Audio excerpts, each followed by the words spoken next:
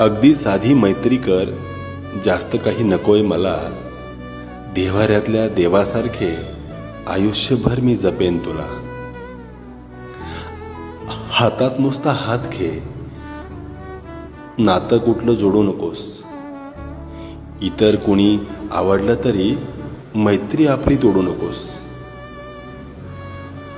तुझी सोबत कशी का होईना मला कायम मिळत राहील. तुझ्यावरच्या प्रेमाने का होईना माझ्या जगण्याला अर्थ येईल. Download ShareChat. कसा जीव तुझा तुझ्यामध्ये गुंतला.